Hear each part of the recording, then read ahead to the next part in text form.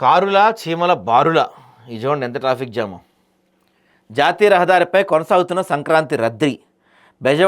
హైదరాబాద్ బెజవాడ హైవేలో వేలాది వాహనాలు. శనివారం అర్ధరాత్రి నుంచి ఆదివారం అర్ధరాత్రి 10 గంటలలోపు పంతంగి టోల్ ప్లాజా దాటిన వాహనాలు 60,000కు పైగా అంట. 60,000కు పైగా వాహనాలు దాటినాయి అంటండి. అంటే దీంట్లో అన్ని రకాల కార్లు కావచ్చు, బస్సులు కావచ్చు, లారీలు కావచ్చు, ఏమన్నా సరే. మనం సరే బస్సులో అంటే 70 మంది పడతారా, 60 మంది 50 మంది వేసుకో, సుమారుగా 50 మంది వేసుకో. కారుల్లో 4 నుంచి పెద్ద కార్లు అయితే 7 దాకా పడతారు. సో అటు ఇటు కలిపి మనం ఆన్ అండ్ యావరేజ్గా ఒక 10 వేసుకున్నా సరే, వెహికల్కి 10 మందిని వేసుకున్నా సరే 60,000 వెహికల్స్ వెళ్ళినాయి అంటండి. అంటే ఎంతమంది వెళ్ళారో చూసారు అక్కడికి. దాంతోపాటుగా ఈ మధ్య ఇది కొత్త ట్రెండ్. మీ ఊరికి మేము వస్తాం బావా, కోడి పందాల కోసం ఏపీ బాట పడుతున్న యువత. తెలంగాణతో పాటు ఉత్తరాది రాష్ట్రాలు కూడా అడిగి మరీ ఏపీ వాసుల వెంట వెళ్తున్న వైనం. అత్యధికుల గమ్యస్థానం కృష్ణా గోదావరి జిల్లాలే. అదే ఎవరో ఒకరు అందరూ అనుకుంటుంది ఏంటంటే అరే ఆంధ్ర ఫ్రెండ్ ఎవడన్నా ఉంటే బాగుండరా మనకి, అమ్మ పండక్కి సంక్రాంతి పండగకి వాళ్ళు ఊరు పోవచ్చు అని చెప్పి చాలామంది అడుగుంటూ ఉంటారు. చాలామంది వాళ్ళు పిలవపోయినా అరే మేము కూడా మీ ఊరు వస్తాంరా అని చెప్పి వెళ్తున్న వాళ్ళు కనపడుతున్నారు. మన ఈ సంక్రాంతి అప్పుడు దట్టు పర్టికులర్గా ఈ గోదావరి జిల్లాల వైపు మర్యాదలు బాగా ఎక్కువ ఉంటాయండి. నువ్వు వస్తాను అంటే వాళ్ళు 90% గోదావరి వాళ్ళు ఎవరు వద్దనరు, నిన్ను తీసుకెళ్లిన తర్వాత కూడా చాలా బాగా చూసుకుంటారు. సో యూత్ కూడా మేము వస్తాం అని చెప్పి ఫుల్గా పోతా ఉన్నారంట. మొత్తం తెలంగాణ నుంచి పాటు నార్త్ వాళ్ళు కూడా వస్తున్నారంట. మేము సంక్రాంతి ఎలా ఉంటుందో చూస్తాం మీ సైడ్ అంటే. నాట్ ఓన్లీ కోడి పందాల కోసం వీళ్ళు రాశారు, కానీ నాట్ ఓన్లీ కోడి పందాలు, సంక్రాంతి మొత్తం కూడా అద్భుతంగా ఉంటుంది ఏపీ. మన ఇటు పర్టికులర్గా గోదావరి జిల్లాల సైడ్, ఈ గుంటూరు విజయవాడ ఇటు సైడ్ అంతగా ఉండదు. కృష్ణా జిల్లాలో అటు సైడ్ నందిగామ అటు సైడ్ మళ్ళీ బాగుంటుంది. తర్వాత ఈ వైజాగ్, రాజమండ్రి, కోస్తా జిల్లాలో మళ్ళీ అటు వాటిని ఏమంటారు గోదావరి జిల్లాలో మళ్ళీ అద్భుతంగా ఉంటుందన్నమాట. సో ఓన్లీ కోడి పందాల కోసం, గుండాట్ల కోసం కాదు పోయేది అక్కడికి. ఆ కల్చర్ బాగుంటుంది. సంక్రాంతి పండుగ అప్పుడు ఆ పండగ హడావిడి కానీ, ఆ వైబ్ కానీ అదంతా బాగుంటుంది చాలా. వెళ్ళేవాళ్ళు వెళ్ళండి, మనం పోలేం. ఎవరన్నా పిలిస్తే వెళ్దాం మనం కూడా. ఏ శివ, మనల్ని ఎవరు పిలవాల. రైట్, మీ ఊరికి మేము వస్తాం బావా, కోడి పందాల కోసం ఏపీ బాటలో యువత. తెలంగాణతో పాటు ఉత్తరాది రాష్ట్రాల వారు కూడా అడిగి మరీ వెళ్తున్న వైనం అంట. హైదరాబాద్లోని ఏపీ వాసులు సంక్రాంతి పండుగకు తమ సొంతూళ్ళకి వెళ్ళి రావడం ఎప్పుడు జరిగేదే. వారి వెంట కొందరు తెలంగాణ వాసులు వెళ్ళి వచ్చడం ఎప్పుడు చూసేది. అయితే సంక్రాంతి సందర్భంగా ఏపీలో ముఖ్యంగా కృష్ణా గోదావరి జిల్లాలో జరిగే కోడి పందాలు, గుండాటలు, ఇతర వేడుకలను వీక్షించేందుకు ఇటీవల కాలంలో చాలామంది ముఖ్యంగా యువత చాలా ఆసక్తి చూపిస్తున్నారు. పండుగ సందడి మొదలవగానే ఆయా ప్రాంతాలకు వెళ్ళిపోతున్నారు. స్నేహితులు, బంధువుల ఆహ్వానంతో ఏపీకి వెళ్తున్నారు కొందరైతే, స్నేహితులు పిలవకపోయినా పండక్కి మేము మీ ఊరికి వస్తాం బా అంటూ స్నేహితులు వెంటపడి బయలుదేరుతున్నారంట. సంక్రాంతికి ఏపీకి వెళ్తున్న వారు తెలంగాణ వారే కాదు, ఇతర రాష్ట్రాల వారు కూడా ఉన్నారు. సామాజిక మాధ్యమాల ద్వారానో, స్నేహితులతో చర్చలతోనో పండుగ సందర్భంగా ఏపీలో జరిగే సందడిని తెలుసుకొని ఉత్తరాది రాష్ట్రాల వారు కూడా సంక్రాంతికి ఏపీకి వస్తున్నారు. ఐటీ ఉద్యోగ వర్గాల్లో ఈ ట్రెండ్ అధికంగా ఉంది. వీకెండ్ టూర్లు, లాంగ్ డ్రైవ్లకు అలవాటు పడిన ఐటీ రంగంలోని కుర్రకారు సంక్రాంతికి కోడి పందాలు, గుండాట్ల కోసం ఎగబడుతున్నారంట. హైబ్రిడ్ పద్ధతిలో పనిచేసుకునే అవకాశం ఉండడంతో అక్కడే, అంటే వీళ్ళు వర్క్ ఫ్రమ్ హోమ్ చేసుకోవచ్చు కదా, అక్కడికి వెళ్ళిపోయి వర్క్ చేసుకుందామని కూడా చాలామంది వెళ్ళిపోతున్నారంట. ఉద్యోగరీత్యా 30 ఏళ్ళుగా హైదరాబాద్లో స్థిరపడిపోయిన ఏపీకి చెందిన బద్రీనాథ్ గత సంక్రాంతికి స్వస్థానానికి వెళ్ళినప్పుడు తమ వెంట ఫ్యామిలీ ఫ్రెండ్స్ని తీసుకెళ్లారు. అప్పుడు తనతో వచ్చిన స్నేహితులు మళ్ళీ ఎప్పుడు వెళ్దామంటే ఇప్పుడు తన వెంట పడుతున్నారంట. ఇక తనతో పాటు తెలంగాణ యూపీ వ్యక్తులు తమ ఊరికి వస్తున్నారని రాజోలు సమీపంలో ఒక గ్రామం చెందిన నరహరి పేర్కొన్నారు. కోడి పందాలు, గుండాట్ల కోసం తన స్నేహితులు 2 నెలల జీతాలు తీసుకొస్తున్నారంట. ఒకటి ఆయన 2 నెలల జీతాలు తీసుకెళ్తున్నారంట, ఆరిపోతారు చూసుకోండి.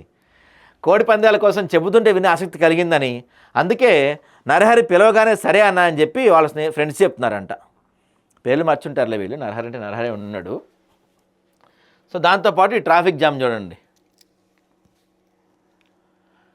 ఇది ఆదివారం ఉదయం కాస్త తగ్గినట్టు కనిపించిన రద్దీ సాయంత్రానికి భారీగా పెరిగిపోయింది.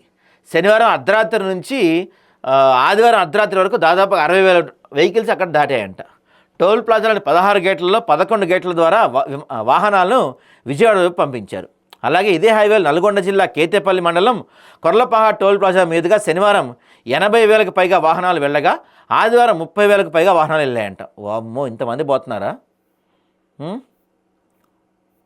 సో హైదరాబాద్ విజయవాడ జాతీయ రహదారిలో వాహన రద్దీ కొనసాగుతుంది. అయితే ఈ హైవేలో కొన్ని చోట్ల అండర్ పాస్, వంతెన సర్వీస్ రోడ్డు పనులు జరుగుతున్నాయి. దీంతో ఆయా ప్రాంతాల్లో వాహనాలు నెమ్మదిగా వస్తుండగా వాహనదారులు ట్రాఫిక్లో చిక్కుకొని ఇబ్బంది పడే అవకాశం ఉంది. ఈ ఇబ్బంది నుంచి తప్పించుకునేందుకు పోలీసు వారు కొన్ని ప్రత్యామ్నాయ మార్గాలు చెబుతున్నారు. అవేంటంటే హైదరాబాద్ నుంచి గుంటూరు, మాచర్ల, అద్దంకి, ఒంగోలు, నెల్లూరు వైపు వెళ్లే ప్రయాణికులు నార్కట్పల్లి వరకు వెళ్ళి అద్దంకి జాతీయ రహదారి మీదుగా వెళ్తుంటారు. వీరు విజయవాడలో హైవేలో వెళ్తే హయత్ నగర్, అబ్దుల్లాపూర్ మేట్, చౌటుప్పల్, పంతంగి టోల్ ప్లాజా వద్ద రద్దీలో చిక్కునే అవకాశం ఉంది. అదే మార్గానికి బదులు 10 కిలోమీటర్ల దూరం పెరిగిన హైదరాబాద్ నాగార్జునసాగర్ హైవే మీద వెళ్తే కొంచెం ట్రాఫిక్ తగ్గుద్దంటండి. అటు నుంచి కొంత ట్రై చేయండి, అటువైపు కూడా కొంచెం ట్రాఫిక్ తగ్గే అవకాశం ఉంటుంది. ఈ గ్యాప్లో మనకేందయ్యా అంటే మరి హైదరాబాద్లో ఉంటే మనకి ప్లస్ ఏందయ్యా అంటే ట్రాఫిక్ లేదు, సిటీ రోడ్లు ఖాళీ, సెంట్రల్లో క్రికెట్ ఆడుకున్న అడిగేటోళ్ళు అట్టుంది ఖాళీ హైదరాబాద్గా. సంక్రాంతి నేపథ్యంలో హైదరాబాద్ ట్రాఫిక్ కష్టాలు చిన్న బ్రేక్ పడింది. సంక్రాంతి నేపథ్యంలో హైదరాబాద్ నుంచి లక్షలాది మంది తమ స్వస్థలాలకు వెళ్తున్నారు. మహానగరం అంతా ఖాళీగా కనిపిస్తుంది. నిత్యం ఎంతో రద్దీగా ఉన్న హైదరాబాద్లో కొన్ని చోట్ల రోడ్లు ఆదివారం ఖాళీగా కనిపించాయి. సొంతూరులకు వెళ్లే వారి ప్రయాణాలు కొనసాగుతుండగా బస్టాండ్, రైల్వే స్టేషన్లు చేరుకునే మార్గాల్లో మాత్రం వాహన రద్దీ కనిపించింది. సొంతూరులకు వెళ్ళిన వారు 3-4 రోజుల తర్వాత తిరిగి హైదరాబాద్కు చేరుకుంటారని, అప్పటిదాకా హైదరాబాద్ ట్రాఫిక్ రద్దీ లేకుండా ఉంటుందని చెప్తున్నారు ట్రాఫిక్ పోలీసులు. 3-4 రోజులు కాదు, ఈ వారం మొత్తం రారు. పండగే మనకి 15 సంక్రాంతి 15 అనుకోండి, 14 15 అంటున్నారు కొంతమంది పండగ. దీని నుంచి కొంత కన్ఫ్యూజన్ ఉంది. సరే వాట్ ఎవర్, 16 కనుమ ఉందనుకోండి, 15 కనుమ కూడా చేసుకోరు. ఎందుకంటే 15 గురువారం కదా, మన దగ్గర సాయిబాబా భక్తులు ఎక్కువ. గురువారం రోజు మరి కనుమ అంటే మా మొక్కల పండగే కదా, కాబట్టి 15వ తారీఖు కనుమ చేసుకోకపోవచ్చు.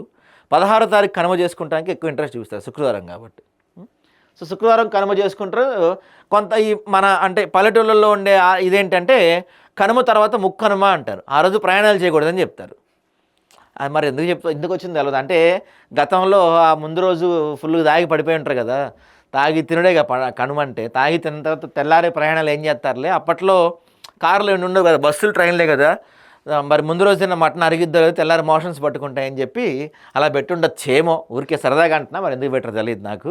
సో ముక్కనుమ రోజు ప్రయాణాలు చేయకూడదని చెప్తారు కాబట్టి శనివారం ఎక్కువ మంది ప్రయాణాలు చేయరు, ఆదివారం ప్రయాణాలు చేస్తారు. అంటే మనకి సోమవారం నుంచి మళ్ళీ రద్దీ మొదలవుద్దండి గట్టిగా. సోమవారం నుంచి ఇక్కడ ఇంకో ట్విస్ట్ ఉంది మళ్ళీ. సాఫ్ట్వేర్ ఎంప్లాయీస్కి, మనలాంటి వాళ్ళకి కాదు, సాఫ్ట్వేర్ ఎంప్లాయీస్ అంటే వర్క్ ఫ్రమ్ హోమ్ చేసుకోవచ్చు అలాంటి ఆలోచన ఉన్న వాళ్ళకి ఎలా ఉంటుందంటే వీళ్ళు రారీళ్ళు, ఈ వీక్ కూడా రారీళ్ళు. ఎందుకంటే 26th మళ్ళీ హాలిడే కదా మనకి, రిపబ్లిక్ డే. 26th మళ్ళీ హాలిడే కాబట్టి వర్క్ ఫ్రమ్ హోమ్ చేసుకునే వాళ్ళు మేము ఈ 4 రోజులు ఎట్టగొట్ట ఇంటి దగ్గర చేసుకుంటామని చెప్తే శనివారం, ఆదివారం, సోమవారం లాంగ్ వీకెండ్ అది. సో ఆ 3 రోజులు కూడా కలుపుకొని కొంత ఎంజాయ్ చేయొచ్చు. అదేదో చిన్నప్పుడు డైలాగ్ చెప్తారు కదా, మాకు ఎలాగో పండుగ లేదు ఫ్రెండ్స్, మీకన్నా పండుగ ఉంది కదా ఎంజాయ్ చేయండి అన్నట్టుగా సాఫ్ట్వేర్ వాళ్ళకి ఈ ఫెసిలిటీ ఉంటుంది అన్నమాట.